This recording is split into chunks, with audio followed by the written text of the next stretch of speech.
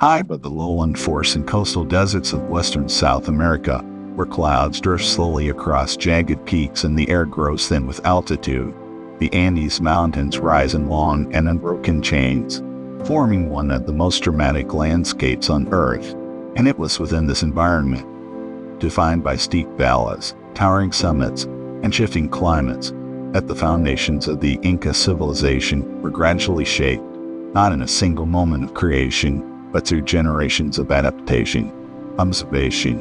and resilience that allowed human communities to thrive in a land where survival demanded both ingenuity and cooperation. The Andes are not a single range, but a vast system of mountains that stretch along the western edge of the continent, crossing regions that today form part of modern Peru, Ecuador, Libya, Chile, and Argentina. And within this immense geography, the environment changes rapidly over short distances, creating a series of vertical zones where temperature, vegetation, and resources vary depending on altitude. And it was this vertical diversity that would become one of the defining features of life in the Andean world. At lower elevations, valleys offered fertile land where crops could be cultivated in relatively mild conditions, while higher regions presented colder climates where only certain hardy plants could survive. And above these lay the high plateaus and snow-covered peaks where life became increasingly difficult. And yet, rather than being a barrier, this variation created opportunities for communities that learned how to use each level of the mountains to their advantage. The people who lived in the Andes developed systems of agriculture that reflected this understanding, cultivating crops such as maize, potatoes, and quinoa across different elevations, and by distributing their resources across multiple ecological zones, they were able to reduce the risks associated with drought, frost, or other environmental challenges that might affect a single area. Among the most remarkable adaptations to this landscape was the creation of agricultural terraces, carefully constructed layers of stone and soil built along the slopes of mountains, transforming steep terrain into usable farmland while also preventing erosion and managing water flow. And these terraces not only expanded the amount of land available for cultivation, but also demonstrated a deep understanding of the relationship between environment and human activity. Water, a resource that could vary greatly depending on location and season, was managed through channels and irrigation systems that directed mountain streams into fields and settlements, ensuring that crops could be sustained even in regions where rainfall was unpredictable. And these systems required both planning and cooperation among communities, reflecting a social structure in which collective effort played a central role. The climate of the Andes added further complexity to life in the region, for temperatures could shift dramatically between day and night, especially at higher elevations where the air was thinner and less able to retain heat. And communities learned to adapt to these conditions through clothing, housing, and agricultural practices suited to the environment. Animals also played an important role in Andean life, particularly species such as llamas and alpacas, which were well adapted to high-altitude conditions and provided transportation, wool, and food. And through the careful management of these animals, communities were able to move goods across difficult terrain while maintaining a reliable source of materials for daily life. Unlike many ancient civilizations that developed along major rivers, the societies of the Andes did not rely on a single central water source, but instead built their lives across a network of valleys, slopes, and plateaus, creating a pattern of settlement that was distributed across the landscape rather than concentrated in one location. This pattern encouraged the development of connections between different communities, as people moved between ecological zones to exchange goods, share knowledge, and maintain relationships that supported their survival within the challenging environment. Paths and trails gradually formed across the mountains, linking villages and regions through routes that followed the contours of the land. And over time, these pathways would evolve into more extensive networks that allowed communication and movement across large areas of the Andes.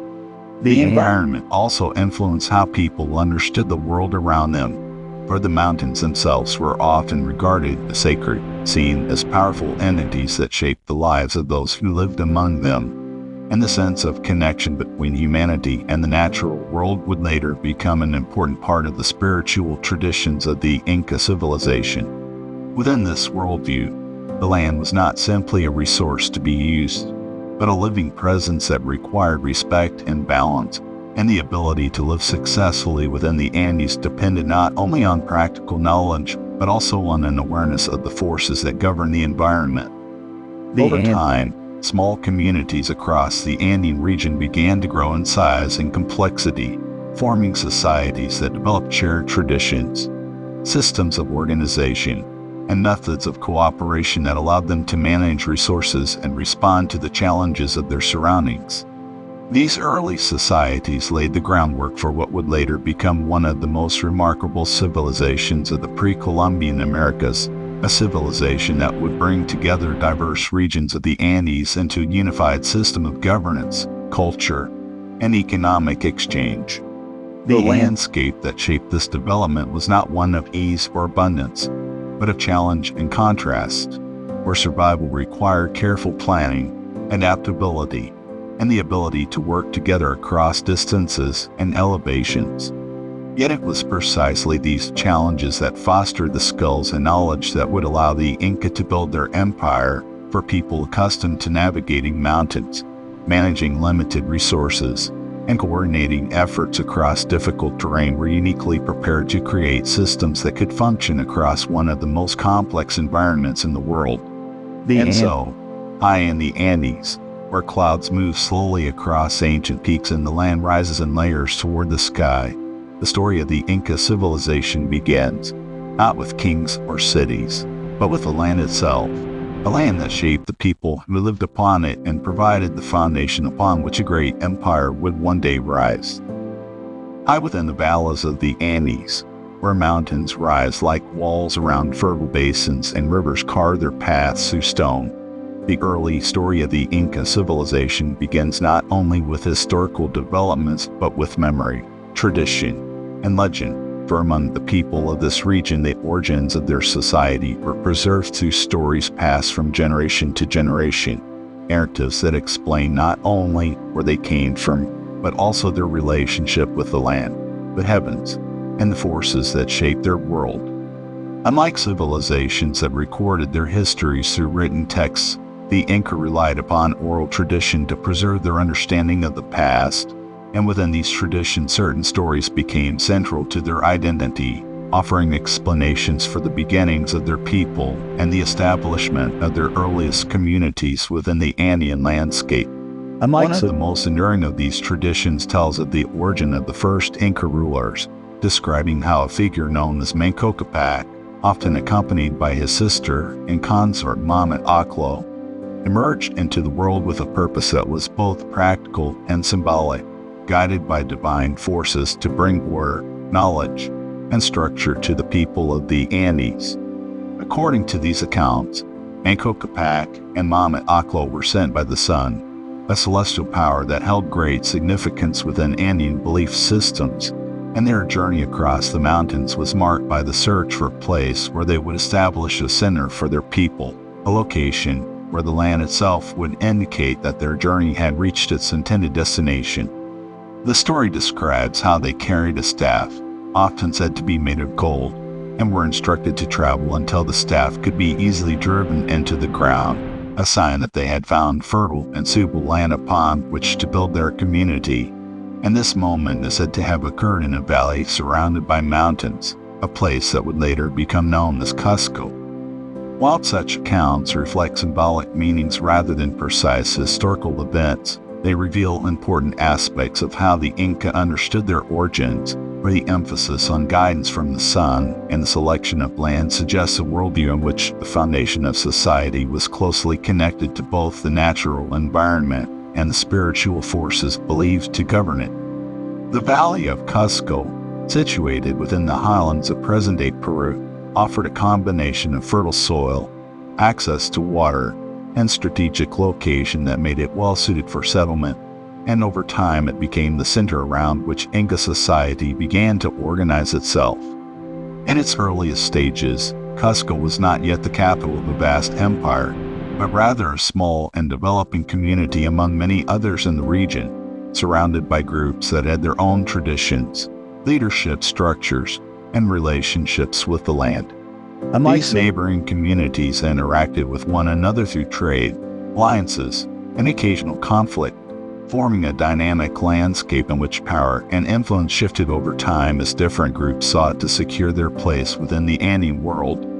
Within this environment, the early Inca leaders began to establish their presence, drawing upon both practical leadership and the symbolic authority reflected in their origin traditions. And as their influence grew, they gradually strengthened their position within the region. The legends of Manco Cápac and his successors also emphasize the role of knowledge in shaping early Inca society, describing how these foundational figures taught people how to cultivate crops, construct dwellings, and organize their communities, suggesting that the development of agriculture and social structure was seen as part of the transformation from a more dispersed way of life into a more organized society. Archaeological evidence supports the idea that communities in the Cusco region were gradually becoming more complex during this period, with the development of agricultural terraces, irrigation systems, and settlements that reflected increasing levels of organization and cooperation among their inhabitants. The integration of these practical developments with the symbolic narratives of origin created a cultural identity that combined both history and meaning, allowing the Inca to view their society as both a product of human effort and a continuation of the larger cosmic order. As generations passed, the stories of the early Inca leaders were preserved and expanded, becoming part of a broader tradition that linked the present to the past and reinforced the authority of those who ruled, for by tracing their lineage back to these foundational figures, later Inca rulers could present themselves as part of an unbroken chain of leadership guided by divine favor. This connection between ancestry and authority would become a defining feature of Inca kingship, shaping how power was understood and legitimized within the society as it continued to grow. The landscape of the Andes itself remained central to these narratives, for the mountains, valleys, and rivers were not merely settings for human activity but active participants in the story of the Inca people, influencing their beliefs, their practices, and their understanding of the world. Sacred places, known as huacas, were identified throughout the landscape, including mountains, springs, and other natural features believed to hold spiritual significance, and these sites became important locations for ritual and connection between the human and divine realms. Through these traditions, the early Inca world was shaped by a combination of environment, belief, and social development, creating a foundation upon which more complex political structures would later emerge. The story of origins, therefore, is not simply a tale of beginnings, but a reflection of how the Inca understood their place within the world, linking their society to the land, the heavens, and the cycles of time that govern their existence. And so, in the valleys of the Andes, where the first communities of Cusco took shape, the early legends of the Inca people carried forward a vision of identity and purpose, one that would guide their development as they moved from small settlements toward the formation of a civilization that would eventually extend its influence across much of the western edge of South America. Within the high valleys of the Andes, where mountains enclosed fertile basins and rivers flowed through narrow passages of stone, the settlement of Cusco began to grow gradually from a modest community into a center of increasing importance. And as generations passed, the foundations laid by early leaders and traditions began to evolve into a more structured society, one in which organization, agriculture, and leadership combined to shape a city that would eventually become the heart of the Inca world. In its earliest stages, Cusco was one among many communities scattered across the Andean highlands, each adapting to the challenges of the environment through agriculture, trade, and local governance. And while no single settlement initially dominated the region, the location of Cusco offered certain advantages that would contribute to its gradual rise. Situated within a valley that provided access to fertile land and water sources, Cusco allowed its inhabitants to cultivate crops such as maize and potatoes while also maintaining connections to surrounding regions through mountain routes that link different ecological zones. These connections enabled the exchange of goods and resources between communities, strengthening relationships and creating networks of interaction that supported the growth of the settlement. As the population of Cusco increased, the need for more organized systems of management became apparent, leading to the development of leadership structures capable of coordinating agricultural production, construction projects, and social activities within the community.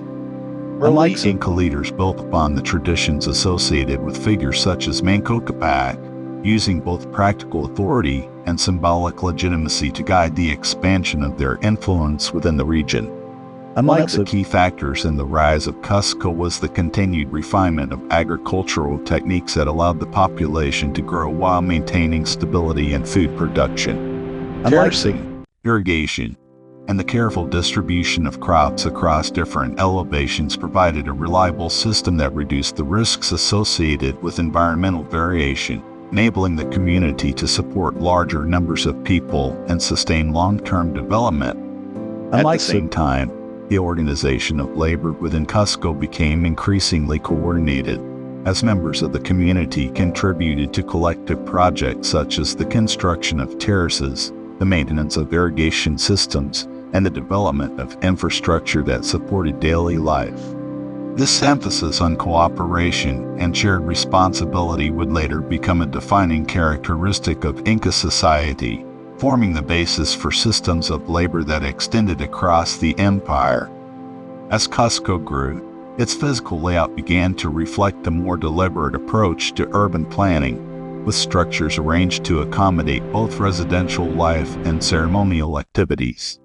Some construction techniques developed during this period laid the groundwork for the architectural achievements that would later define Inca cities, with carefully shaped stones fitted together without the use of mortar to create durable and stable buildings. These early developments demonstrated a growing mastery of construction methods suited to the Andean environment, where earthquakes and shifting terrain required buildings that could withstand natural forces.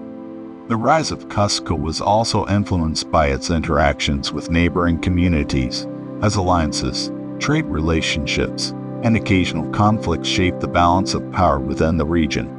Through diplomacy and strategic decision-making, the leaders of Cusco were able to expand their influence, incorporating nearby groups into their sphere of control and strengthening the position of the settlement within the Andean landscape. Over time, Cusco began to transition from a local center into a regional authority, as its leaders established control over surrounding areas and coordinated the movement of resources across a wider territory. This expansion was not solely the result of military action, but also of integration, as communities were brought into the growing Inca system through agreements that allowed them to maintain certain local practices while contributing to the broader structure of governance. Within the developing society of Cusco, religious and ceremonial practices continued to play an important role, reinforcing the connection between leadership and the spiritual world. Temples and sacred spaces were established within the city, where rituals honored the sun and other natural forces believed to influence the cycles of life, and these ceremonies helped unify the population around shared beliefs and traditions. The integration of political authority with spiritual significance strengthened the legitimacy of the rulers of Cusco, allowing them to present their leadership as part of a larger order that connected the human world with the divine. As the influence of Cusco expanded, the settlement began to take on the characteristics of a capital, a central place from which decisions were made, resources were distributed, and relationships with other regions were managed. The development of road networks linking Cusco to surrounding communities further enhanced its role as a hub of communication and exchange, allowing information and goods to move more efficiently across the mountainous terrain. These roads, though initially simple paths, would later become part of an extensive network that connected distant parts of the Inca Empire. The transformation of Cusco from a small settlement into a growing center of power marked a significant stage in the development of the Inca civilization, for it provided the foundation upon which a larger and more complex political system could be built. The combination of agricultural innovation, social organization, and strategic leadership allowed Cusco to move beyond its early limitations and establish itself as a focal point within the Andean world. And so, within the valley, surrounded by mountains where the first Inca communities took root, the rise of Cusco began to reshape the region, setting the stage for the emergence of the civilization that would extend its influence across vast distances and create one of the most remarkable societies of the pre-Columbian Americas. As the city of Cusco continued to grow in influence across the Andean highlands, expanding its reach through alliances, organization,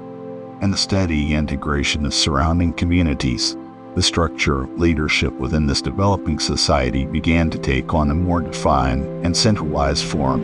and within this transformation there emerged a figure whose authority would come to shape every aspect of Inca life, a ruler known as the Sapa Inca a title that carried not only political power, but also deep spiritual significance, representing the unity of the people and their connection to the forces believed to govern the world. The concept of the Sapa Inca reflected a shift from local leadership toward a more centralized system of governance, in which authority was concentrated in a single individual who acted as the head of the state, the organizer of society, and the intermediary between the human and divine realms.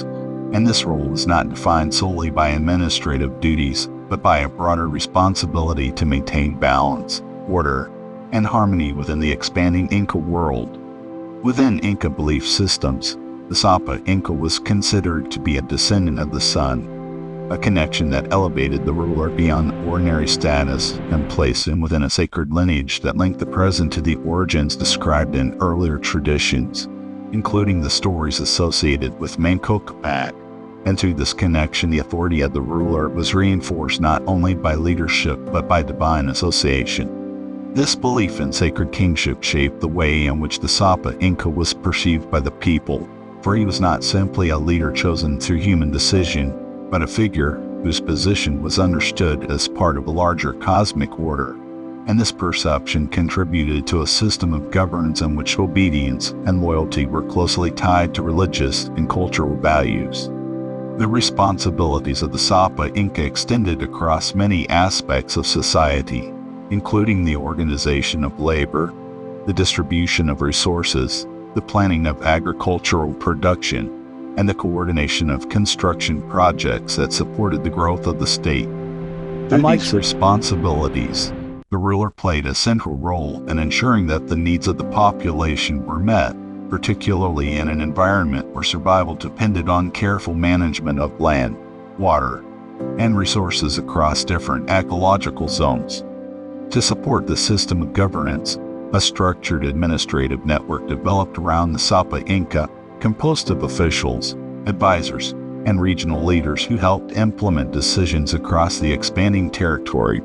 This hierarchy allowed the Inca state to manage large populations and coordinate activities across vast distances, ensuring that communication and organization remain effective even in the challenging terrain of the Andes. One of the key principles underlying Inca governance was the idea of reciprocity, a system in which individuals and communities contributed labor and resources to the state while receiving protection, support, and access to shared goods in return. This system, later known as ***, formed the foundation of the Inca economy and social structure, allowing the state to mobilize large groups of people for projects such as agriculture, road construction, and the building of monumental architecture.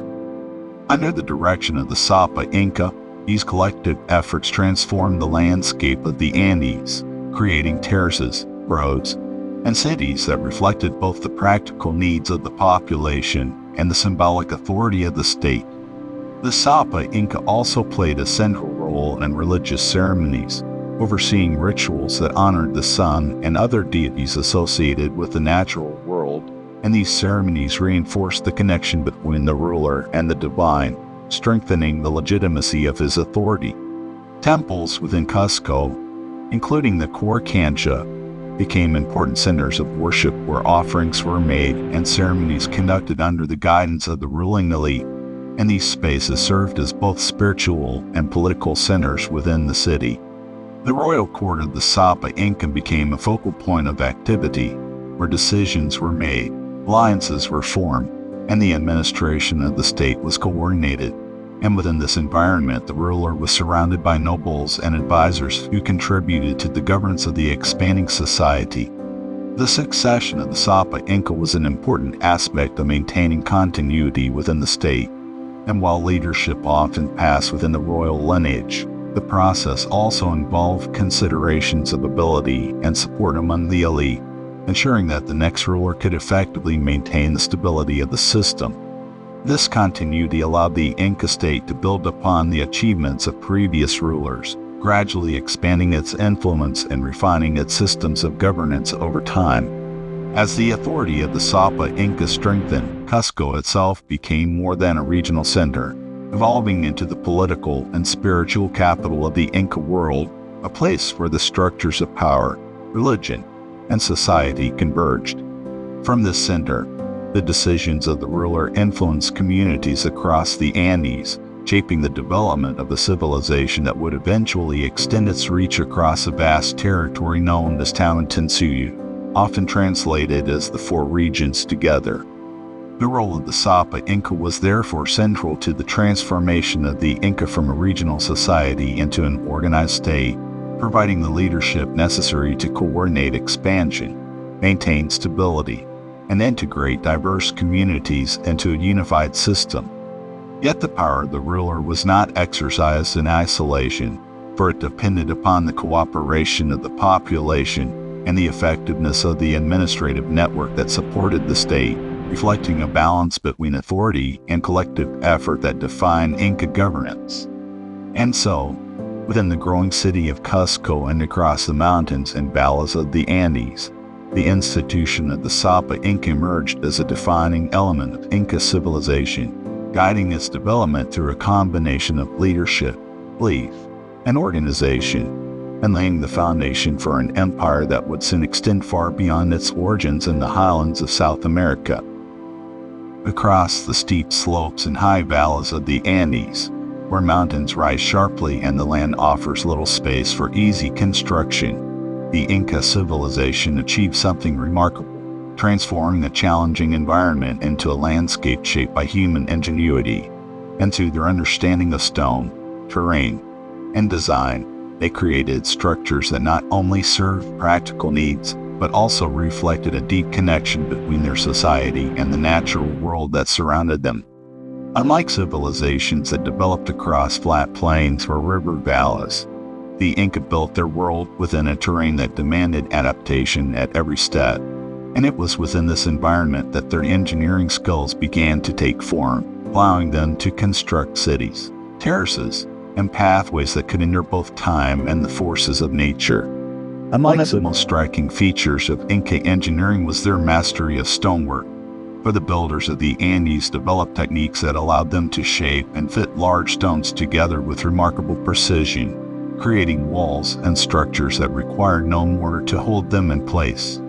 Each stone was carefully carved and positioned so that it interlocked with those around it, forming stable constructions capable of withstanding earthquakes, a frequent occurrence in the region. And this method of building demonstrated both technical skill and an understanding of how structures could adapt to movement within the earth. In cities such as Cusco,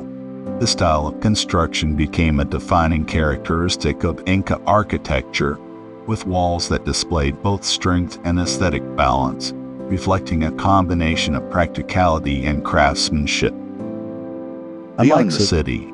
the Inca applied their engineering knowledge to the transformation of the landscape itself, particularly through the creation of agricultural terraces that reshaped the mountainsides into layers of usable land. These terraces were built using retaining walls of stone filled with layers of soil and drainage material, allowing crops to be cultivated on slopes that would otherwise have been too steep for farming.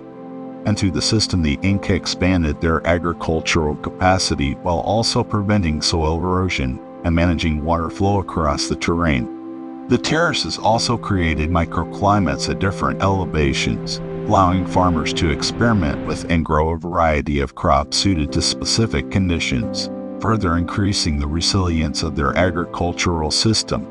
Water management played an equally important role in Inca engineering, for the ability to direct and control water was essential for both agriculture and daily life, and the Inca constructed canals, channels, and fountains that carried water from mountain springs into fields and settlements.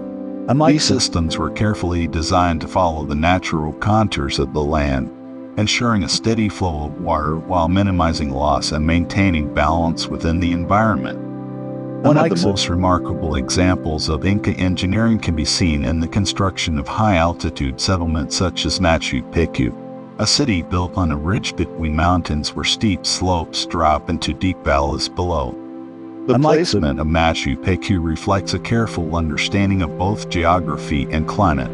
for the site was chosen not only for its strategic location, but also for its access to water sources and its ability to remain stable despite the shifting terrain.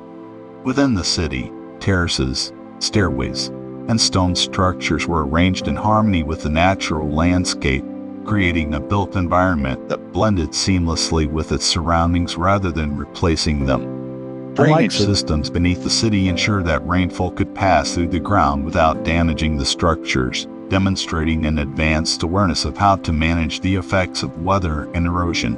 The Inca also developed extensive networks of roads that connected their settlements across the Andes, allowing people, goods, and information to move between regions that were often separated by mountains, valleys, and rivers.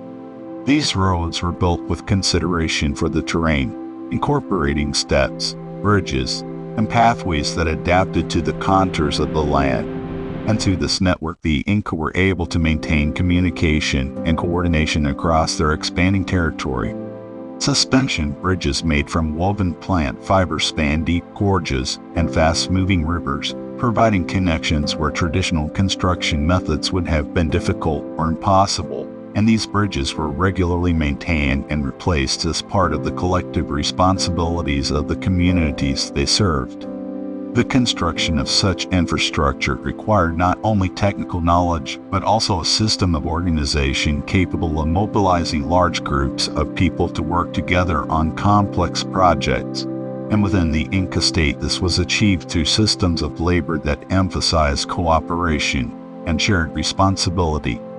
Workers contributed their time and effort to the construction of terraces, roads, and buildings, and in return they received support from the state, creating a balance between individual contribution and collective benefit that underpinned the functioning of the society.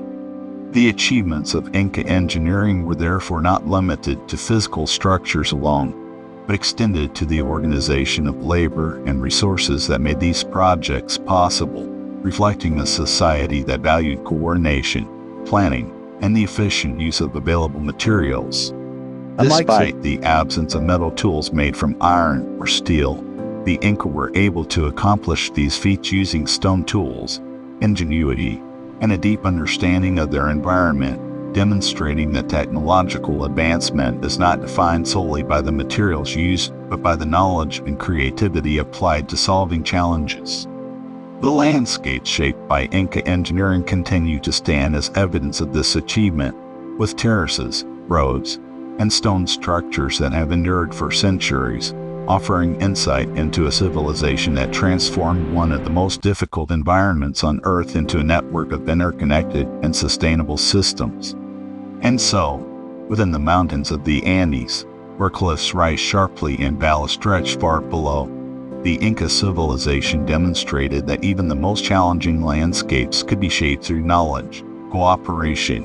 and careful design, creating a world where human ingenuity and the natural environment existed not in opposition, but in balance.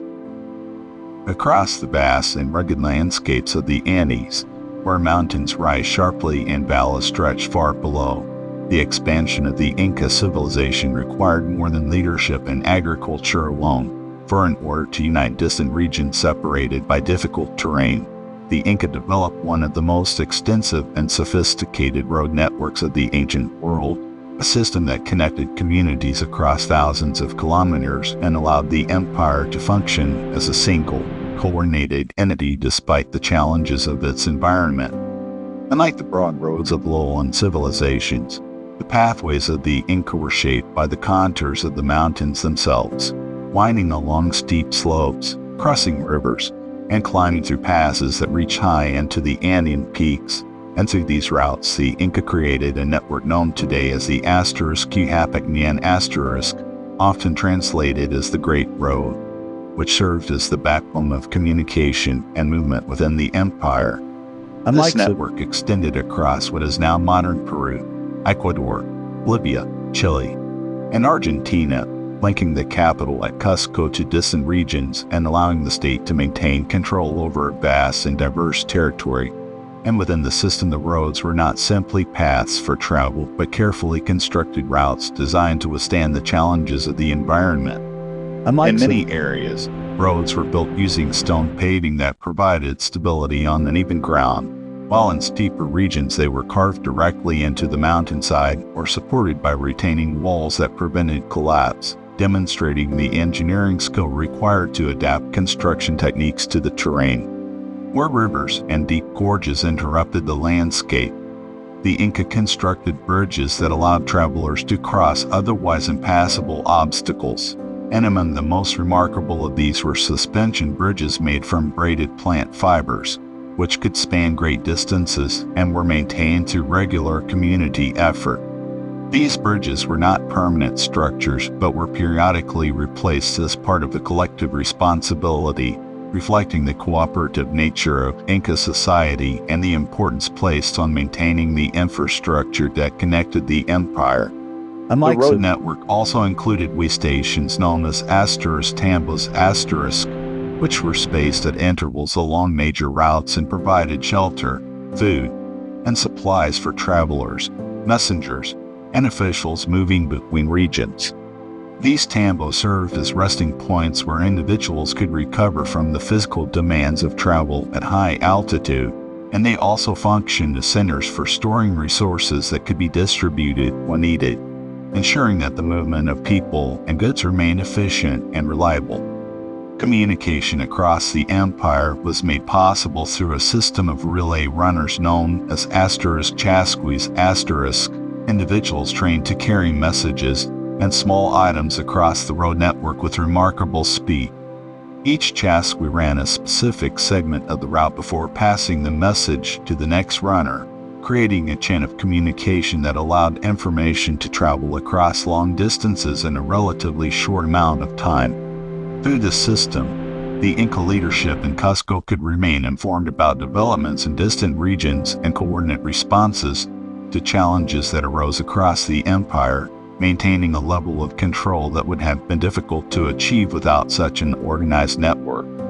The roads also facilitated the movement of goods, allowing agricultural products, textiles, and other resources to be transported between different ecological zones, supporting the economic system that relied on the distribution of goods rather than monetary exchange.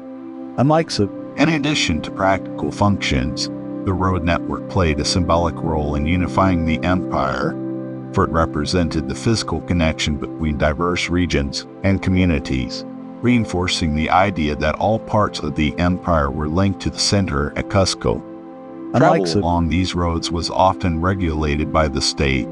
with certain routes reserved for official use and movement coordinated to ensure that resources were used efficiently, reflecting the organized nature of Inca governance. The construction and maintenance of the road system required significant labor, which was provided through the system of collective service known as where communities contributed work as part of their responsibilities to the state. And through the system, the Inca were able to build and sustain infrastructure on a scale that matched the vastness of their territory. The integration of the road network with other aspects of Inca society, including agriculture, administration, and communication, created a system that allowed the empire to function cohesively despite the challenges of geography. Through these roads, the Inca were able to maintain connections between distant regions, ensuring that the flow of information, resources, and people remained steady across the landscape. The network also allowed the movement of armies when necessary, providing routes through which the Inca could respond to external threats or internal challenges, further strengthening the stability of the empire. The roads of the Inca therefore represented more than infrastructure, for they embodied the organization, cooperation, and vision that defined the civilization, demonstrating how a society could overcome the limitations of its environment through careful planning and collective effort. And so, across the mountains and valleys of the Andes, where paths went along cliffs and bridges spanned deep gorges, the road system of the Inca connected a vast and diverse empire, allowing it to function as a unified whole and leaving behind a legacy of engineering and organization that continues to inspire admiration today. Across the vast expanse of the Inca Empire, where mountains, valleys, and plateaus were connected by roads that carried people and resources across great distances, the functioning of society depended upon a system unlike that of many other civilizations, for the Inca developed an economy that operated without the use of money or markets in the traditional sense, relying instead on a structure of labor, reciprocity, and redistribution that allowed resources to be shared across the empire in a way that supported both daily life and large-scale state projects. Within this system, wealth was not measured through currency or individual accumulation, but through access to resources and participation in the collective life of the community, and the foundation of this approach lay in the principle of mutual obligation, where individuals contributed their labor to the state and, in return, received the goods and support necessary for their survival. At the heart of this economic structure was a system known as ***, a form of labor service through which members of the population contributed time and effort to various tasks assigned by the state, including agriculture, construction, military service, and the maintenance of infrastructure such as roads and terraces.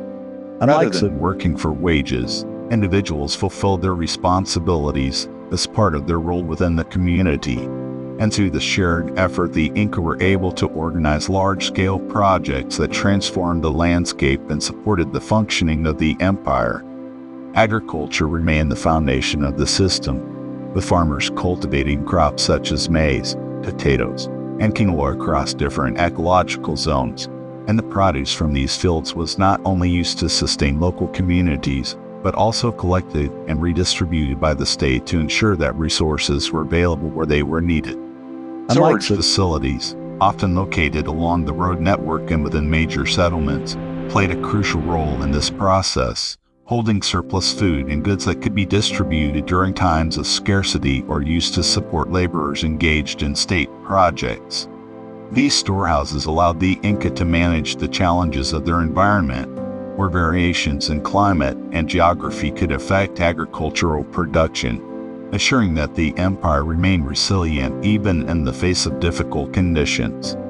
The absence of money did not mean the absence of organization, where the Inca developed detailed systems for tracking resources and labor, often using tools such as the quipu, a method of recording information to knotted strings, which allowed administrators to maintain records of production, population, and distribution across the empire. Through these systems, the state could coordinate the movement of goods and labor, ensuring that different regions contributed according to their capacity while also receiving the support necessary to sustain their populations. That production also formed an important part of the Inca economy, with artisans creating textiles, pottery, tools, and ceremonial objects that were distributed throughout the empire, and among these goods, textiles held particular significance, serving both practical and symbolic purposes within society. Fine textiles were often used as indicators of status and were distributed by the state as rewards or gifts, reinforcing social relationships and the authority of the leadership. The organization of labor extended beyond agriculture and craft production to include the construction of infrastructure, as communities contributed workers to build roads, bridges, terraces, and cities, creating the physical framework that supported the empire's expansion and stability. This system allowed the Inca to mobilize large numbers of people without the need for monetary incentives, relying instead on the shared understanding of responsibility and the benefits provided by the state. The redistribution of resources ensured that individuals who contributed their labor were supported with food, clothing, and other necessities, creating a balance between contribution and provision that sustained the population.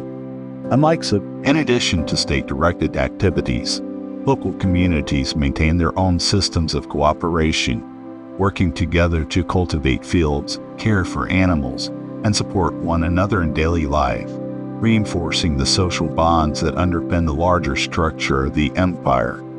The economy of the Inca was therefore not centered on individual wealth but on the well-being of the community as a whole, reflecting a worldview in which cooperation and balance were essential for survival within the challenging environment of the Andes. This approach allowed the Inca to maintain stability across a vast and diverse territory, ensuring that resources could be distributed effectively and that the needs of the population were met even in regions where conditions varied significantly.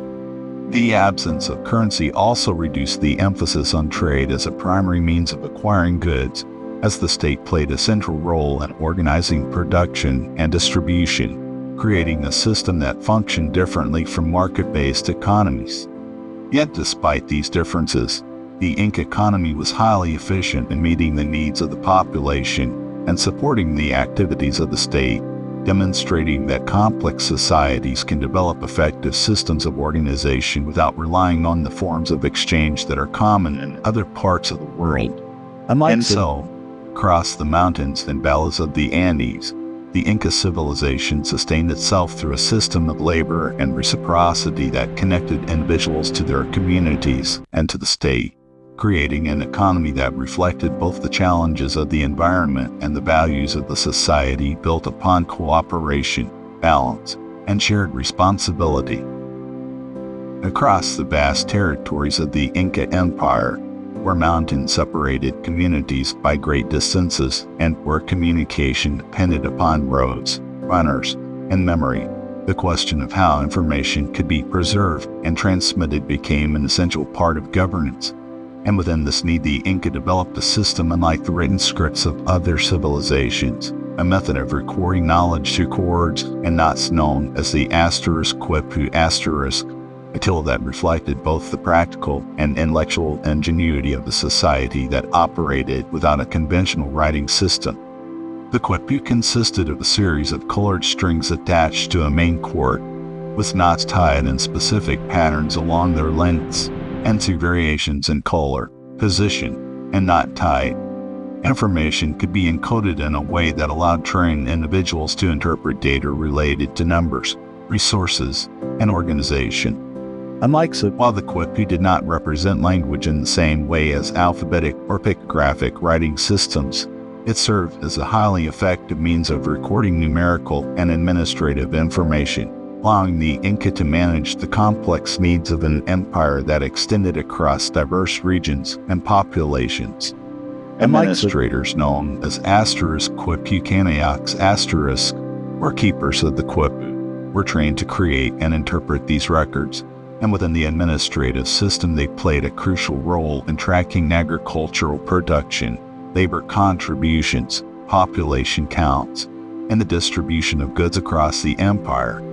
Through the use of quipus, the Inca leadership could maintain detailed records without the need for written texts, ensuring that decisions could be informed by accurate information even across the vast distances of the Andean landscape.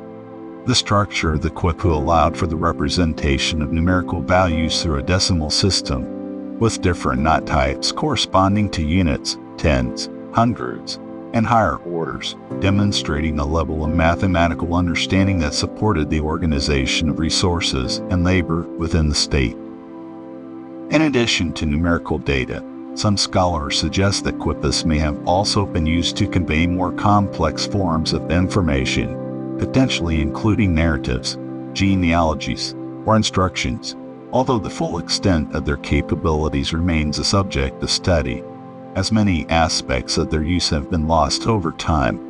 The reliance on quippus was closely connected to the oral traditions of the Inca, where knowledge was often transmitted through spoken language and memory, supported by the visual and tactile cues provided by the knotted cords. This combination of oral and material recording created a system in which information could be preserved and communicated effectively, even without a written script, reflecting a different approach to knowledge that emphasized memory, training, and shared understanding. The use of quippus was integrated into the broader administrative network of the empire, working alongside the road system and the chasqui runners who carried messages between regions, ensuring that information could move quickly and accurately from one part of the empire to another. For example, a quipu containing data about agricultural production in a particular region could be transported along the road network to Cusco, where it could be interpreted by administrators who use the information to make decisions about resource distribution or labor organization. In this way, the quipu function is a bridge between local communities and the central authority of the state, allowing information to be collected, organized, and applied across different levels of governance. The materials used to create quippus were typically made from cotton or wool, reflecting the resources available in different regions of the empire, and the choice of colors and textures added another layer of meaning to the system, potentially indicating categories of information such as types of goods or regions of origin. The tactile nature of the quipu also meant that it could be read not only visually but through touch, an important feature in a system where interpretation relied upon the training and skill of the individual rather than on standardized written symbols. Despite the effectiveness of the system, the absence of a written script has shaped how modern scholars understand the Inca civilization. For much of their history and knowledge was preserved through methods that do not survive in the same way as written texts, leaving gaps that are gradually being filled through archaeological research and the study of surviving quippus. Nevertheless, the existence of the quipu demonstrates that complex societies can develop sophisticated methods of recording and managing information without relying on writing as it is commonly understood, highlighting the diversity of human approaches to communication and knowledge. The quipu also reflects the broader characteristics of Inca society, including its emphasis on organization, cooperation, and the integration of different systems into a unified structure that allowed the empire to function effectively across a challenging environment.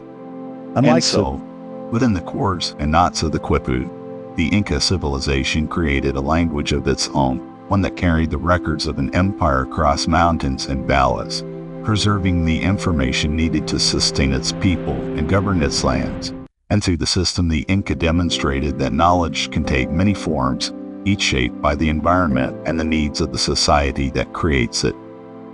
Across the vast territories of the Inca Empire, where mountains rose into the clouds and valleys stretched between steep ridges, daily life unfolded within a system that balanced individual responsibility with collective organization. And for the people who lived within this world, existence was shaped not only by the demands of the environment but also by the structures of society that connected communities across the Andes, creating a rhythm of life that was both practical and deeply rooted in tradition. For most inhabitants of the empire, life centered around agriculture, as families cultivated crops suited to the specific conditions of their region, working the terraces that had been carved into the mountainsides, and tending fields that provided the food necessary to sustain both local communities and the wider state. Farmers grew staples such as potatoes, maize, and quinoa, adapting their methods to the altitude and climate of their surroundings, and through their work they contributed not only to their own households, but also to the larger system of resource distribution that supported the empire. Daily agricultural tasks required careful planning and cooperation, as planting and harvesting were often carried out collectively. with members of the community assisting one another to ensure that work was completed efficiently and that no household was left without support. This cooperation extended beyond farming to other aspects of daily life, including the construction and maintenance of homes, terraces, and irrigation systems, reinforcing the importance of shared effort within the social structure. Homes in the Inca world were typically constructed from stone or adobe, materials that provided stability and protection against the very climate of the Andes, and these dwellings were often simple in design, reflecting the practical needs of the inhabitants rather than elaborate decoration. Within these homes, families carried out daily activities such as cooking, weaving, and caring for children, creating a domestic environment that was closely tied to the rhythms of work and community life. Clothing was an essential part of daily life, both for practical purposes and as a reflection of social identity, and garments were often made from the wool of llamas and alpacas, providing warmth in the cooler high-altitude regions. Textiles were crafted with skill and care, sometimes displaying patterns and designs that indicated the status or role of the wearer within society, and in this way clothing became both functional and symbolic. Food preparation was another central aspect of daily life, with meals often consisting of crops grown locally and prepared using methods that had been refined over generations, and the sharing of food within families and communities reinforced the bonds that connected individuals to one another. In addition to agriculture, many individuals engaged in specialized activities such as pottery, metalwork, and textile production, contributing to the diversity of goods available within the empire and supporting the needs of both local communities and the state. These crafts were often organized within communities, with knowledge passed from one generation to the next, ensuring continuity in both technique and tradition. The structure of society also influenced daily life, as individuals were part of groups known as ****, extended family units that formed the basic social and economic organization of the Inca world. Within the Ayllu, members shared resources, responsibilities, and support, creating a system that allowed communities to function effectively within the challenges of the Andean environment. The Ayllu provided a sense of identity and belonging, connecting individuals to their ancestors and to the land they cultivated, and this connection played an important role in shaping how people understood their place within the larger structure of the empire. Religion and belief were integrated into daily life, with rituals and offerings made to honor natural forces such as the sun, the earth, and the mountains, reflecting a worldview in which the spiritual and physical aspects of existence were closely intertwined. These practices were not limited to formal ceremonies but were often part of everyday activities, reinforcing the connection between people and the environment that sustained them. Education within the Inca world was largely practical, with children learning the skills necessary for their roles within society through observation and participation, whether in farming, crafting, or other activities that contributed to the functioning of the community. At the same time, the state played a role in shaping certain aspects of life, particularly through the organization of labor and the distribution of resources, ensuring that communities remained connected to the broader structure of the empire. Travel and communication, though shaped by the challenges of the terrain, were facilitated by the road network that connected different regions, allowing individuals to move between communities and maintain relationships across distances. Through these connections, ideas, goods, and traditions were shared, contributing to the cohesion of the empire despite its vast size and diversity. Daily life in the Inca Empire was therefore a balance between local independence and central organization, where individuals contributed to their communities while also participating in a larger system that connected them to distant regions and shared resources. This balance allowed the empire to function effectively, ensuring that the needs of the population were met while maintaining the structures necessary for governance and expansion. And so, within the mountains and valleys of the Andes, The daily lives of the Inca people unfolded through a combination of work, cooperation, and tradition, creating a society that was deeply connected to both the land and the systems that sustained it. And through these everyday practices, the foundations of one of the most remarkable civilizations of the pre-Columbian world were maintained and strengthened across generations. From the highland capital of Cusco, where stone walls rose in precise patterns and roads stretched outward into the mountains, the Inca civilization began a transformation that would carry its influence far beyond the valleys of its origin, for what had once been a regional society gradually evolved into a vast empire known as Tawantinsuyu, a realm that would come to unite diverse landscapes and peoples across the western edge of South America through a combination of strategy, organization, and adaptation. The expansion of the Inca Empire did not occur in a single moment but unfolded over generations, guided by rulers who built upon the foundations established by those who came before them. And among these leaders, figures such as Pachacuti played a central role in shaping the direction and scale of Inca growth. Unlike Pachacuti, often regarded as one of the most influential rulers in Inca history, is associated with a period of transformation during which Cusco was reorganized and expanded, and the political structure of the state was refined to support a larger and more complex system of governance. Under his leadership, the Inca began to extend their influence beyond the immediate region, incorporating neighboring communities into their domain and establishing a framework for further expansion. The methods by which the Inca expanded their territory were varied, combining military action with diplomacy and integration. And while conflict did occur when resistance was encountered, the Inca often sought to incorporate new regions through agreements that allowed local leaders to retain certain roles within the new system. This approach made it possible to expand the empire while maintaining stability, as communities that joined the Inca state could continue aspects of their existing traditions while becoming part of a larger political structure.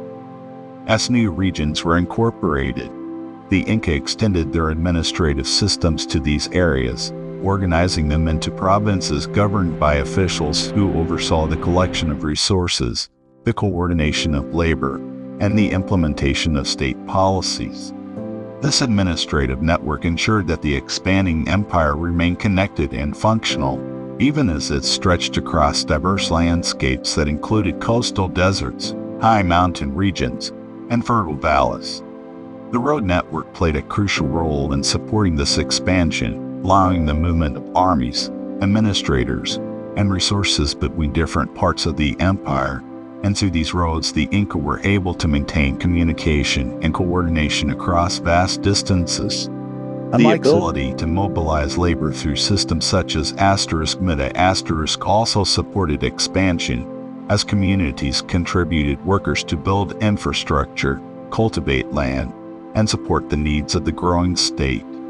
In regions newly brought under Inca influence, the state often introduced agricultural techniques such as terracing and irrigation, improving productivity and integrating local economies into the broader system of resource distribution. At the same time, the Inca established centers of administration and storage within these regions, ensuring that resources could be managed effectively and that the needs of the population could be met. Cultural integration was another important aspect of expansion, as the Inca encouraged the adoption of certain practices that reinforced unity within the empire, including the use of the Quechua language as a common means of communication across different regions. Religious practices centered around the worship of the sun and other natural forces were also promoted, creating shared traditions that helped connect diverse communities to the spiritual framework of the state. Despite these efforts to unify the empire, the Inca did not seek to erase local identities entirely, and in many cases communities were allowed to maintain their own customs and traditions within the broader structure of Inca governance.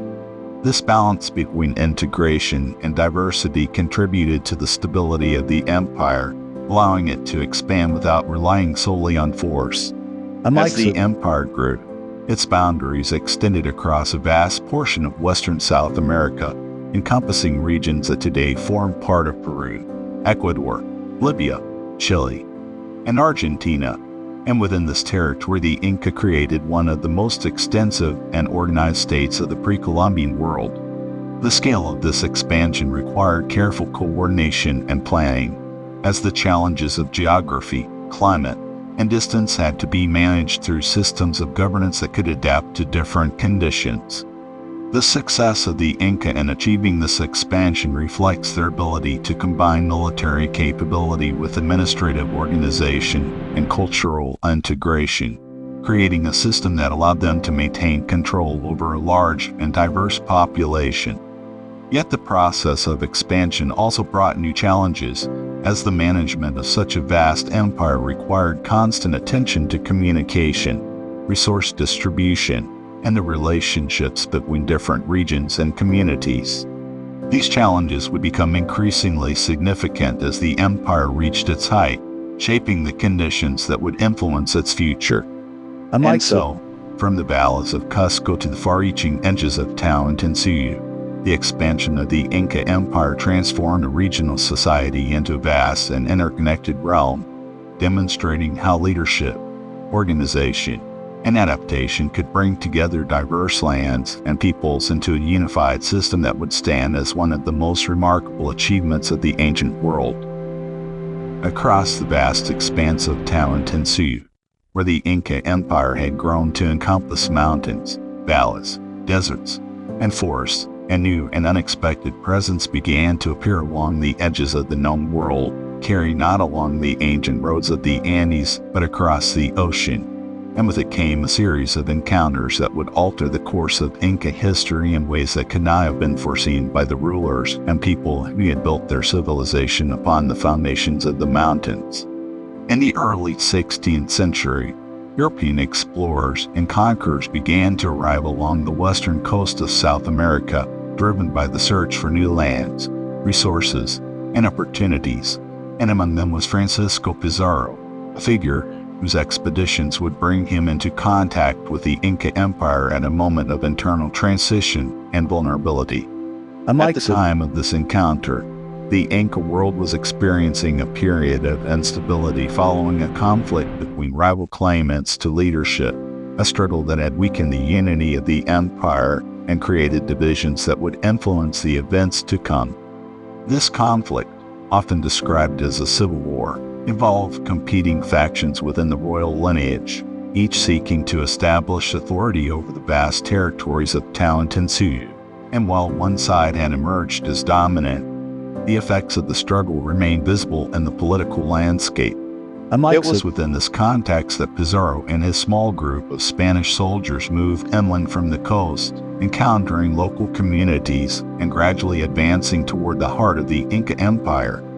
The arrival of the Spanish introduced elements that were unfamiliar to the Inca, including new forms of weaponry, animals such as horses, and diseases that would spread through the population with significant impact.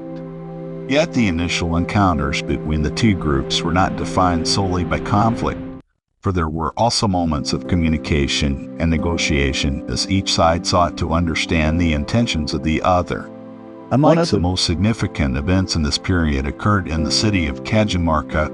where the Inca ruler Atahualpa met with the Spanish forces under Pizarro in an encounter that would have far-reaching consequences.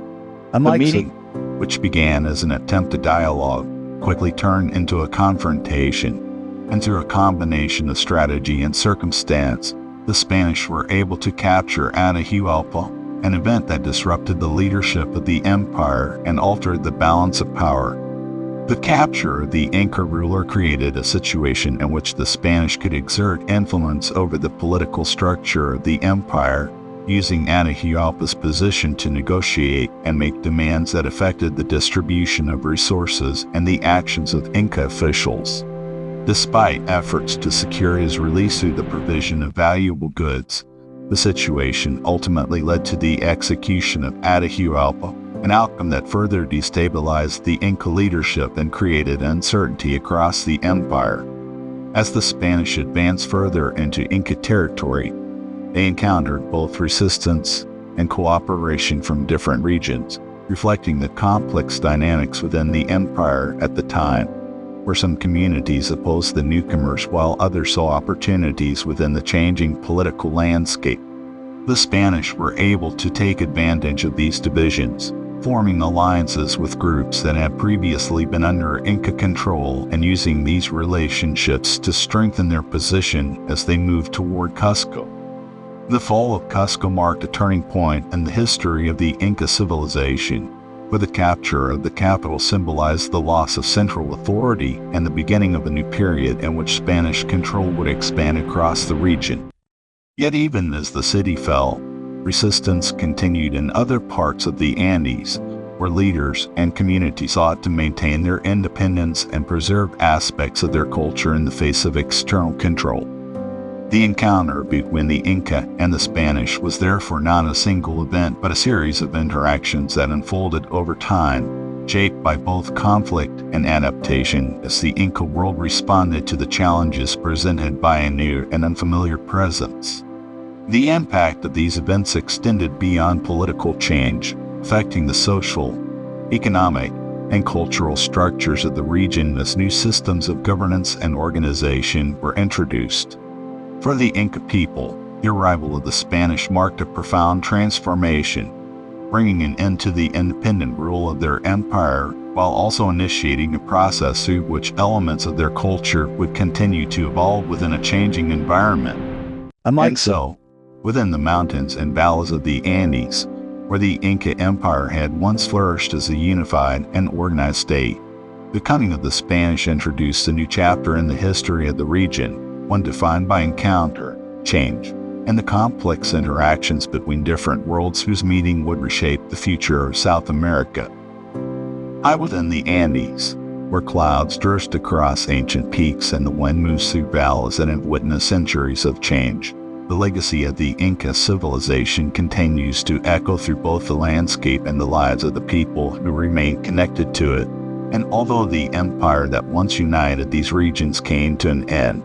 the influence of the Inca did not disappear, for it became woven into the cultural, social, and historical fabric of the Andes in ways that endure to this day. The fall of the Inca Empire following the arrival of Francisco Pizarro and the expansion of Spanish control marked a significant transformation in the political structure of the region. Yet even as new systems of governance were introduced, many aspects of Inca life continued to persist, adapted and carried forward by the communities that had long lived within the mountains.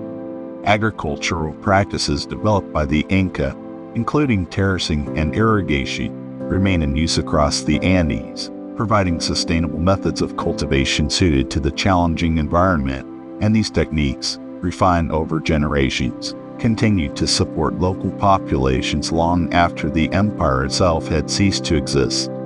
The road networks that once connected the vast territories of Tawantinsuyu also left a lasting imprint on the landscape, with sections of these pathways still visible and, in some cases, still in use, serving as reminders of the organization and vision that had allowed the Inca to unite distant regions.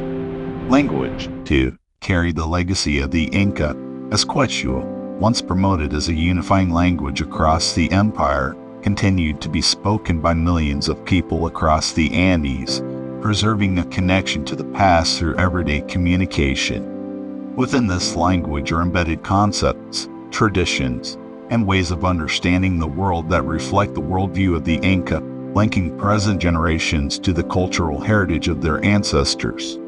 Spiritual traditions associated with the Inca also endured, often blending with new influences introduced during the colonial period to create forms of belief and practice that reflect both continuity and change. And in these traditions, the connection between people and the natural world remains central, with mountains, rivers, and the earth itself continuing to hold significance.